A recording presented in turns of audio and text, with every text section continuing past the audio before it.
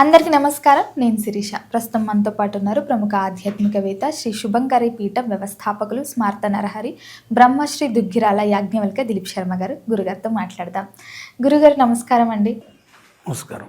గురుగారు, ముఖ్యంగా చూసుకుంటే మరి 2020 సంవత్సరం దాదాపుగా అయిపోయింది. 2026 నూతన ఆంగ్ల సంవత్సరానికి వచ్చేసాం. ప్రతి ఒక్కరికి ఉంటుంది, మరి రాశి వారికి ఎలా ఉంటుంది, ఎలాంటి జాగ్రత్తలు తీసుకోవాలి, ఈ సంవత్సరం ఏమైనా మార్పులు చేసుకోవచ్చా అని. సో ముఖ్యంగా చూసుకుంటే మరి మేషరాశి వారికి ఈ ఆంగ్ల నూతన సంవత్సరం ఎలా ఉంటుందంటారు, ఎలాంటి జాగ్రత్తలు తీసుకోవచ్చు అంటారండి? సభాయే నమః. నిఖిల శ్రేయోదాయిని సర్వకార్య సిద్ధిప్రద పరబ్రహ్మస్వరూపిణి శుభంకరీ నమోస్తుతే. ఓం శుభంకర్యే నమః.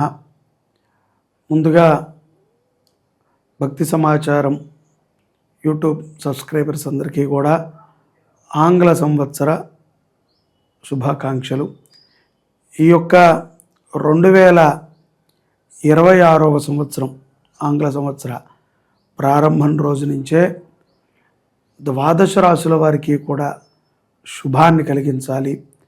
వారు అనుకున్నటువంటి విజయాలని సాధించుకోగలగాలి అని మనస్ఫూర్తిగా అమ్మవారిని కోరుకుంటూ, మీరు అడిగిన విధంగా ఈ యొక్క 2026 జనవరి నుంచి డిసెంబర్ వరకు కూడా మేషరాశి వారికి అత్యంత విశేషముగా ఈ సంవత్సరము ఆదాయం 11, వ్యయము 5, అలాగే రాజ్యపూజ్యం 2, అవమానం 4. ఇది మనకి ఉగాది సంవత్సరంగా మనం తీసుకుంటే శ్రీ పరాభవనామ సంవత్సరాన్ని మనము ఈ సంవత్సరం ఆచరణలోకి తెచ్చుకుంటాము. చాలామంది అనుకుంటున్నారు పరాభవము అంటే అంతా కూడా అపజయాలు, పరాభవం అవుతుంది అని. సరే, చాలా మంచిది. దుందుబి అంటే మనం ఏమన్నా బాగా కొట్టుకున్నామా? అలాగే శ్రీ విజయనామ సంవత్సరము అంటే ఆ సంవత్సరం అన్నీ కూడా విజయాలే జరిగాయా? శ్రీ శుభనామ సంవత్సరము అంటే అంతా కూడా శుభాలే జరిగాయా? ఎక్కడా కూడా అశుభాలు జరగలేదా అని. పరాభవము అంటే గనక పరాజయుడు అనేటువంటి ఒక నామానికి ఈ యొక్క సంవత్సరాన్ని పెట్టారు. ఈ సంవత్సరంలో అన్నీ పరాజయాలే ఉంటాయి, అన్నీ కొట్లాట్లే ఉంటాయి, అన్నీ యుద్ధాలే ఉంటాయి అని మనం అనుకోకూడదు. మనని కొంత భ్రాంతిలోకి దింపేటువంటి కొంతమంది టీం తయారయ్యారు. వాళ్ళందరూ ఈ మధ్యన యూట్యూబ్లో తయారై వాళ్ళు పరాభవం అంటే పరాభవమే, ఈ రాశి వాళ్ళకి ఇలా ఉంటుంది, ఆ రాశి వాళ్ళకి అలా. మనకి జాతకాలు, ఈ యొక్క గోచార ఫలితాలు ఇవన్నీ కూడా కర్మానుసారంగా మనం అనుభవిస్తూ ఉంటాం. దాంట్లో భాగంగానే వీటి యొక్క రిఫ్లెక్షన్ మన మీద ఉంటుంది. కానీ 100కి 100% ఉంటుందని మనం అనుకోకూడదు. ఒక 40 నుంచి 50% వీటి యొక్క ప్రభావం ఉంటుంది. కొంత మన స్వకృత్య ప్రభావం ఉంటుంది వ్యక్తిగతంగా. మరికొంత పూర్వజన్మ సుకృతం నుంచి ఇదంతా కూడా జరుగుతూ ఉంటుంది. మనము సనాతన భూమిలో ఉన్నాం. ఇక్కడే కాదు, దేశ విదేశాలలో కూడా ఈ యొక్క హైందవ ధర్మాన్ని పాటించిన వాళ్ళు కూడా వీటినే ఎక్కువగా విశ్వసిస్తూ ఉంటారు. వాళ్ళు ఏదో ఒక తప్పు చేసి ఏదైనా బాధపడితే మనం ఏం మిస్టేక్ చేశామో ఏంటో, మనకి ఇటువంటి కష్టం వచ్చింది అని వాళ్ళు అనుకుంటారు. వాళ్ళు అంతే తప్ప గ్రహాలు చేశాయి అని మనలాగా తొందరగా ఎఫెక్ట్ అవ్వరు. మనము ఎక్కువగా వీటి మీద ఆధారపడితే మాత్రము ఏ రాశి వారికి కూడా పెద్ద ఫలితాలు ఉంటాయి. కానీ మనము వీటి యొక్క ఆదాయ వ్యవహారాలు, రాజ్యపూజ్యాలు, అవమానాలు వీటన్నిటినీ కూడా మనము అనేక రకాలుగా తీసుకోవాలి. రాజ్యపూజ్యము, ఈ యొక్క వ్యయము, ఆదాయము, లేకపోతే మనకి ఈ యొక్క అవమానము, ఇవన్నీ కూడా. అవమానం అంటే నలుగురిలో తిడతారండి, అదే అవమానం. ఆత్మకి సంబంధించి ఒక్కొక్కసారి మనకి తెలియకుండానే మనం ఎక్కడికో వెళ్తాం, తెలిసిన ఏదో ఒక హాల్కో లేకపోతే ఏదైనా ఫంక్షన్కో, ఎవరో మనకంటే కొంచెం బాగున్న వాళ్ళు, లేకపోతే ఉన్నత స్థితిలో ఉన్నవాళ్ళు, ఉద్యోగంలోనో వ్యక్తిగతంగానో వాళ్ళు కనిపిస్తే వాళ్ళు మనని పలకరించకపోయినా ఒకవేళ వాళ్ళు పలకరిద్దామని దగ్గరకు వచ్చి మొహం తిప్పినా దాన్ని కూడా మనం అవమానంగా తీసుకుంటాం. అంతే కదా, అదేం పెద్ద బాధపడుతుంటాం. మనం దాని గురించి గింజేసుకుంటూ ఉంటాం, లాగేస్తూ ఉంటాం. సో కొన్ని అవమానాలు చెప్పుకునే ఉంటాయి, కొన్ని చెప్పుకొని ఉంటాయి. సో ఈ యొక్క జీవితంలో, మానవ జీవితంలో ఇవి సర్వసాధారణం. ఎప్పుడైతే వీటన్నిటినీ కూడా మనం త్యజించుకుంటూ జీవితాన్ని మనం ముందుకు తీసుకువెళ్తామో అప్పుడు యథార్థంగా గ్రహస్థితులు కూడా మనల్ని అనుగ్రహిస్తాయి. ఇక్కడ మేషరాశి వారికి 2026 సంవత్సరం ఎలా ఉంది అంటే కనుక, ఈ యొక్క అవమానాలు, రాజ్యపూజ్యాల అవమానాలు ఇవన్నీ ఒక రకమైతే, వీరికి ఈ యొక్క సంవత్సరం అంతా కూడా అన్నీ లభించినట్టే ఉంటాయి, కానీ ఏదీ దొరకదు. అన్నీ ఇంటి ముందే ఉంటాయి, ప్రతి వస్తువు మనకు కనబడుతూనే ఉంటుంది, ప్రతి దానిని వీళ్ళు తెలుసుకోగలుగుతారు, కానీ వీళ్ళు సంతృప్తికరముగా వాటితో ఉండలేరు. సో ఇక్కడ అటువంటి సందర్భాలే ఈ సంవత్సరం అంతా వీరికి తాసపడుతుంది. అయినప్పటికీ కూడా చాలామందికి అలవాటు అయిపోయింది. చాలామంది ఏమనుకుంటారంటే, మనం ఏదో ఒక పూజ చేస్తేనో, లేకపోతే ఎక్కడైనా మనం దానం చేస్తేనో, లేకపోతే ఎవరికైనా మనం ధర్మంగా ఉంటేనో మనకి బాగుంటుంది, పుణ్యము పురుషార్థము ఇవన్నీ అనుకుంటారు. ఇక్కడ పుణ్యము కంటే కూడా మనని మనం మార్చుకునే విధానంలో కొంత ఆలోచన చేయాలి. కాబట్టి మేషరాశి వారు తమ యొక్క నిత్య జీవిత విధానంలో కొన్ని మార్పులని చేయాలి.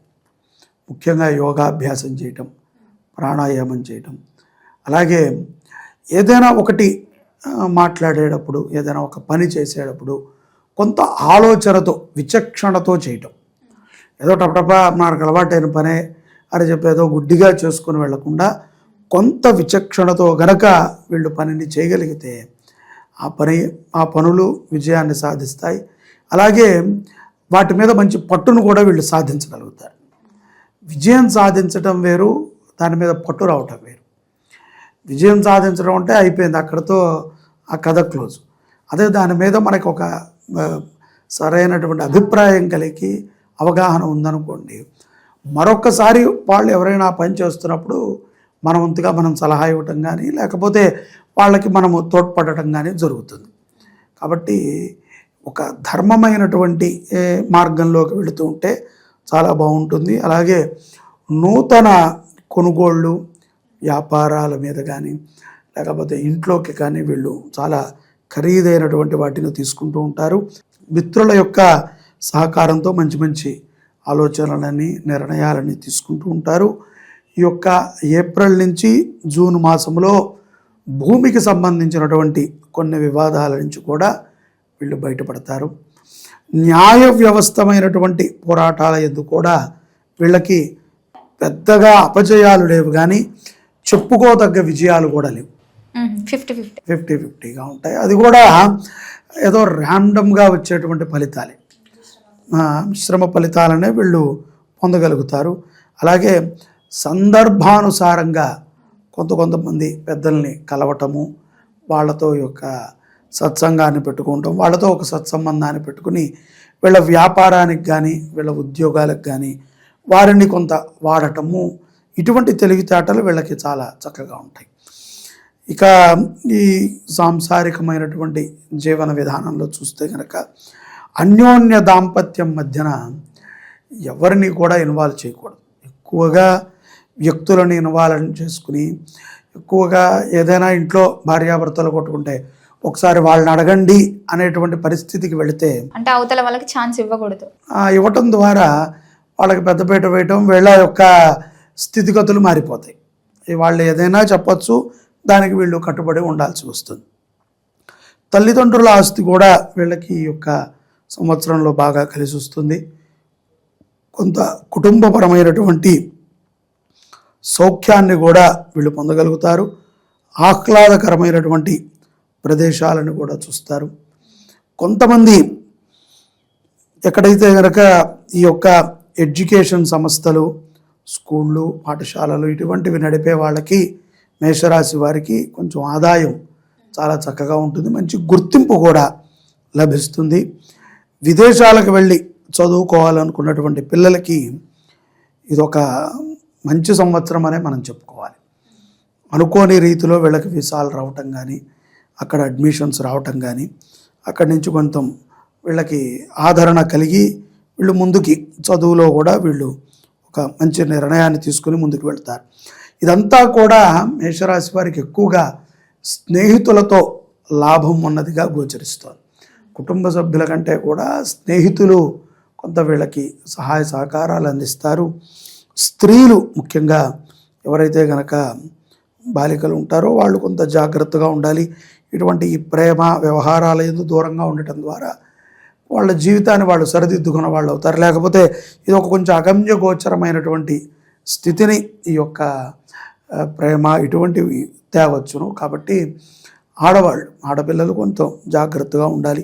మనోధైర్యంతో తీసుకునేటువంటి నిర్ణయాలన్నిటికీ కూడా ఈ యొక్క జూలై మాసం తర్వాత నుంచి చాలా సత్ఫలితాలు వస్తాయి. తరచూ శివక్షేత్రాలను ఎక్కువగా దర్శిస్తూ ఉంటారు.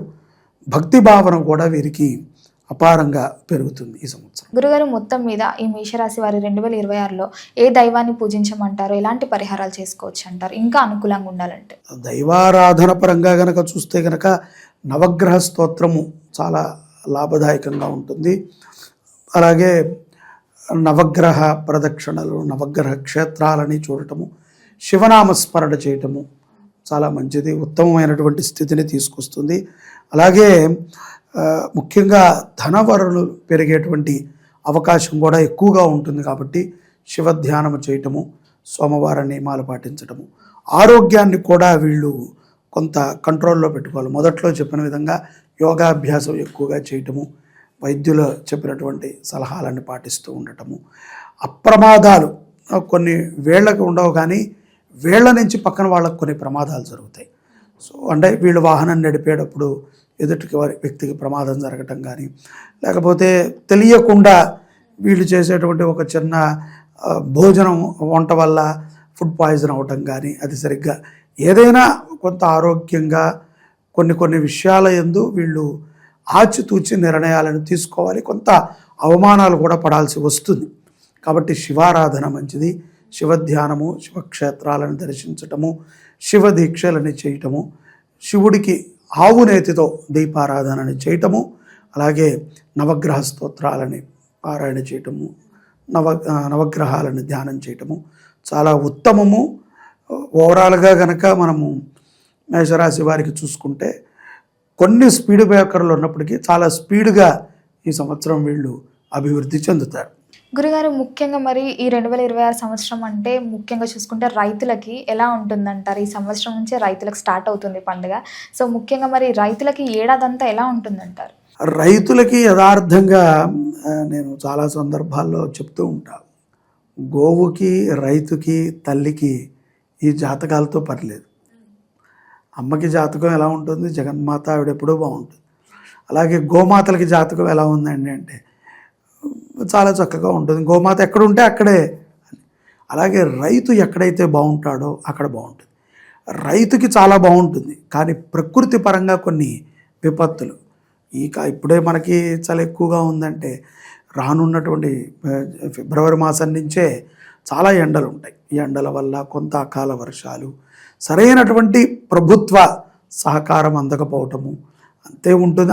దానిని తట్టుకోగలడు కాబట్టే ఆయన రైతు అయ్యాడు.